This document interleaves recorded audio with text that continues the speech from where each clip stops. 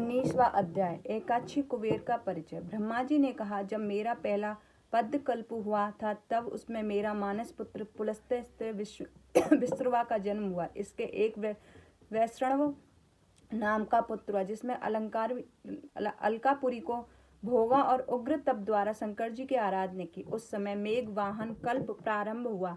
अब अलकापुरी अधीश्वर के उग्र तप को देखकर शंकर जी प्रकट होकर उसे साक्षात दर्शन देने आए। तो उसने कहा, हे शिव जी, आपके अपरिमित तेज से मेरे नेत्र बंद हो गए, अतः अपने चरणों के कमल के दर्शन के सामर्थ्य मेरे नेत्रों को दीजिए। हे मुनिशेखर, आपको नमस्कार है।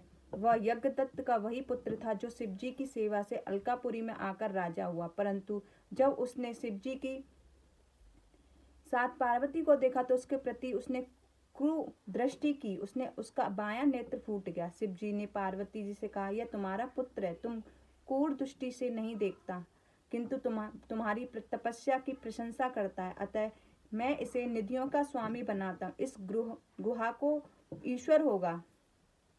ऐसा कहकर शिव जी ने उसे धनपति बना दिया और पुनः उमा से मिलकर यह कह दिया कि आओ, तुम्हारी माता है, इनके चरणों में प्रसन्न चित्त से प्रणाम करो। फिर उमा से कहा कि हे देवीशी, हे तपस्विनी, इस अपने अंगज पुत्र को प्रसन्न हो। तब जगदम्बा पार्वती प्रसन्न हो यज्ञ तत्व के उस पुत्र से बोली, हे वत्स, तुम्हारी शिव जी में सर्वदा निर्मल भक्ति होवे, परंतु तुमने जो अपने बाएं नेत्र से तिरछे होकर मुझे देखा, इससे तुम्हारा बाएं नेत्र तो नहीं रहेगा, किंतु देव को ने तुमको वर दिया है, उसके अनुसार तुम कुबेर बनकर रहो। फिर तो महादेव जी ने उस वैश्वेश्वर नामक स्थान में कुबेर बना कर प्रवेश करा दिया और स्वयं उसकी अलकापुरी नामक महानगरी के समीप ही अपना कैलाश नामक स्थान नियत किया। इति शिव महापुराण द्वितीय रुद्र संहिता का 19वां अध्याय समाप्त। जय गुरु।